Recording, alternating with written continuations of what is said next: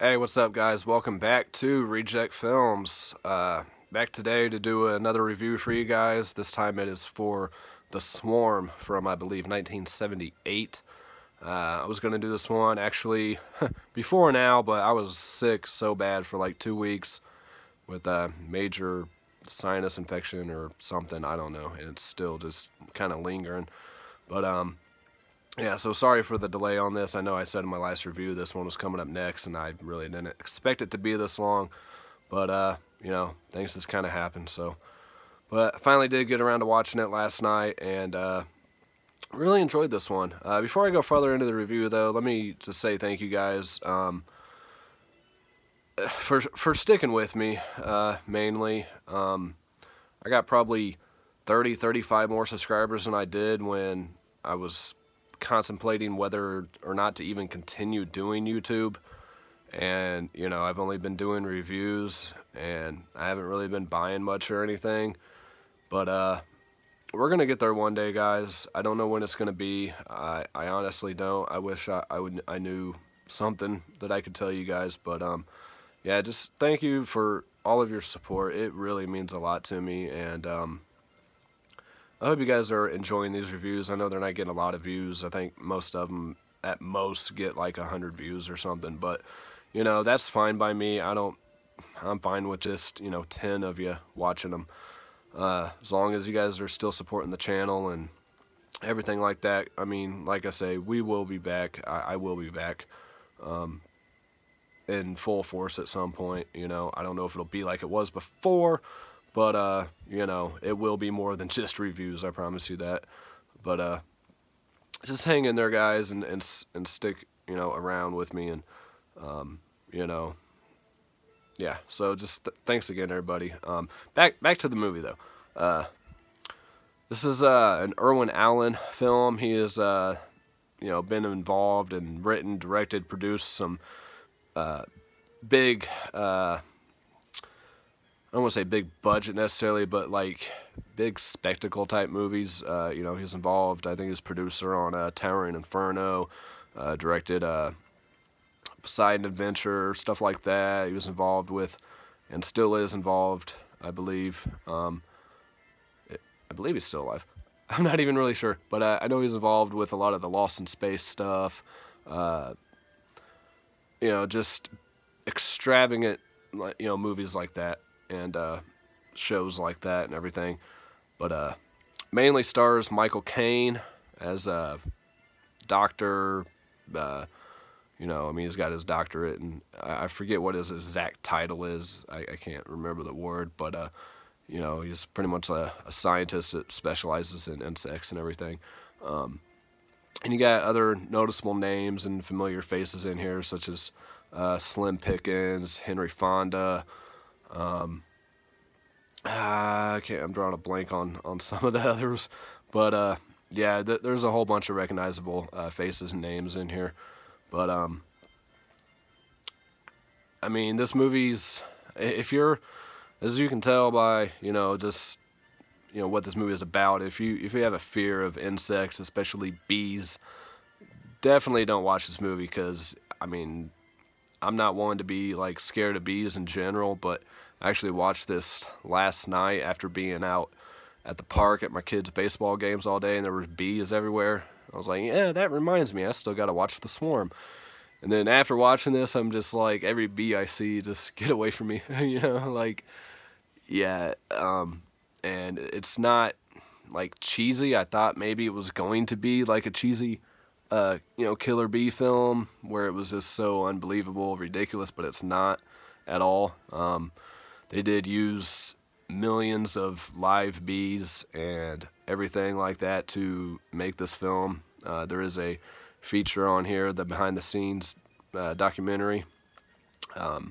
It's about 22 minutes, I think, long, and pretty interesting stuff. There's a scene in here where a couple is attacked on a picnic, and these people were really just attacked by bees. Not the African killer bee, which is depicted in this film, but I couldn't do it.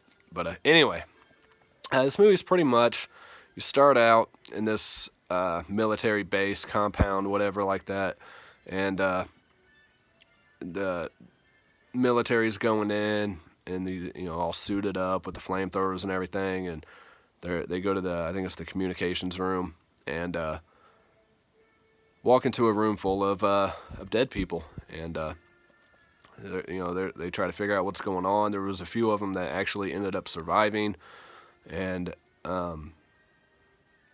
they notice a civilian vehicle parked outside, and eventually Michael Caine's character appears and everything, and he's trying to tell them, I've been tracking these beasts for years, and I knew they were going to make their way here. And from watching that bonus feature on here, I think, unless I just totally misread it or am gullible, that actually this was something that was believed to be happening in about 20 years from the time of this film, which obviously would have happened by now, but that these African killer bees are a real thing and are trying to migrate, to North America and everything. But like I say, they find all these. Sorry, I get kind of sidetracked. They find all these, dead soldiers, whatever, and he appears and he tells them who he is and everything, and that he just happens to have like something that might be able to help them in his van, and he has all this equipment with him, and they find it kind of odd that he just appears and has all this stuff with him, just by chance, and aren't really believing anything he has to say. He finally convinces him to talk to someone in the White House who is, in connection with the president and everything, to validate his credentials and everything. And they finally do, and he's given like full access to everything.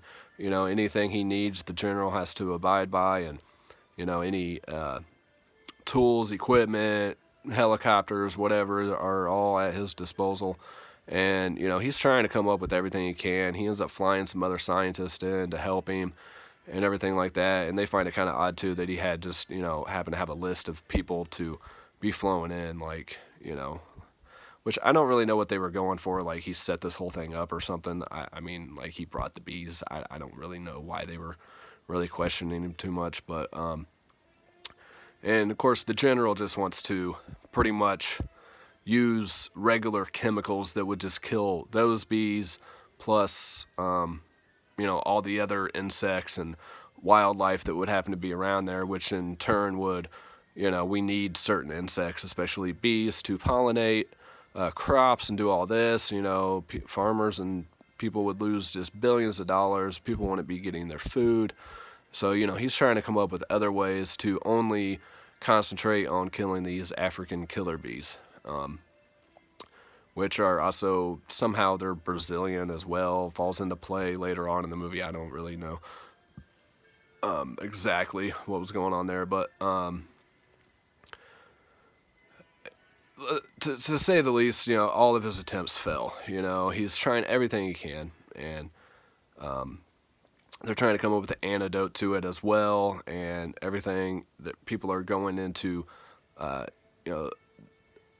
completely paralyzed within under a minute from a few of these stings. I mean, their venom is so poisonous that they die pretty much immediately. If there's not an antidote, and they're trying to come up with this. There's actually another scientist in here who's trying to come up with it, injects himself with it, trying to find, if this antidote's going to work, and if they're going to have enough time to do it. And there's also some other stuff going on in here as well. I mean, it mainly focuses on this military base and a small town in Texas. And you have a love triangle going on in that small town as well, with some older people, and you have a little boy who is witnesses. I don't want to give everything away, but he does witness. His parents were the ones at the picnic who got attacked by the bees, and he starts. He comes back, and he's having these visions of like these giant bees and stuff, and attacking him, and there's some pretty emotional times in here as well. There's some people that pass that you actually really felt for. I mean, there's some good character development in here with some people in the town and everything, and even with some of the scientists and all that. And there's a lot of tragedy in here. Like, you feel bad for Michael Caine's character because he's trying so hard at coming up with a solution that's going to be, positive for everybody except for the killer bees, obviously. But, and his attempts are just failing and failing, and people are dying. And they just, at one point, as you see in the background here, I'm not giving anything away, they try to, you know, enlist soldiers to go to the ground with flamethrowers and, burn them all out. And, that's not working. I will say my only complaint about this movie is the ending. The ending is like kind of condescends everything they were trying to do beforehand. Like I say, I'm not going to give it away, but I don't agree with what they did there at the end because you're still hurting, wildlife per se. Like I say, I don't want to give it away completely, but it's just like, really, that's your solution, especially with what's happened in more recent times and everything. But yeah, it was a really good movie. It was about 2 hours and 35 minutes long, though. Like, I didn't realize how long it was when I started watching it. I'm like, man, this movie, it seems like it's been on forever. But you never really get too bored with it. I mean, something is constantly happening. And like I say, you really do care about the characters and feel for the characters and everything. And Michael Caine did a fantastic job in this movie as well. His performance was great. From what I understand, this isn't a movie that he's exactly proud to have done, but I don't really understand why. I think it was actually a really good film, except for, like I say, I didn't agree completely with the ending. But I don't think there was really any kind of villainous character, except for maybe, the main general, kind of being against him. But other than that, there wasn't anybody, like, out to get anybody or nothing.